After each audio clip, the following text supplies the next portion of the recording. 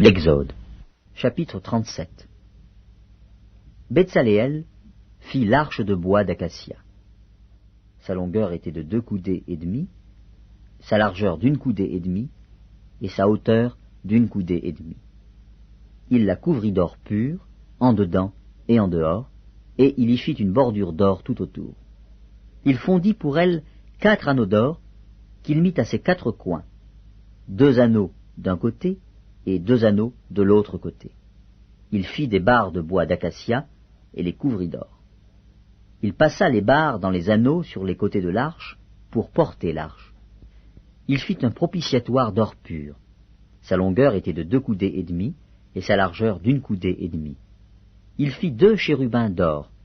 Il les fit d'or battu aux 2 extrémités du propitiatoire, un chérubin à l'une des extrémités et un chérubin à l'autre extrémité. Il fit les chérubins sortant du propitiatoire à ses 2 extrémités. Les chérubins étendaient les ailes par-dessus, couvrant de leurs ailes le propitiatoire, et se regardant l'un l'autre. Les chérubins avaient la face tournée vers le propitiatoire. Il fit la table de bois d'acacia. Sa longueur était de 2 coudées, sa largeur d'1 coudée, et sa hauteur d'1 coudée et demie. Il la couvrit d'or pur, et il y fit une bordure d'or tout autour. Il y fit alentour un rebord de 4 doigts, sur lequel il mit une bordure d'or tout autour. Il fondit pour la table 4 anneaux d'or, et mit les anneaux aux 4 coins, qui étaient à ses 4 pieds. Les anneaux étaient près du rebord, et recevaient les barres pour porter la table. Il fit les barres de bois d'acacia, et les couvrit d'or, et elles servaient à porter la table. Il fit les ustensiles qu'on devait mettre sur la table, ses plats, ses coupes, ses calices et ses tasses pour servir aux libations. Il les fit d'or pur. Il fit le chandelier d'or pur. Il fit le chandelier d'or battu. Son pied, sa tige, ses calices, ses pommes et ses fleurs étaient d'une même pièce.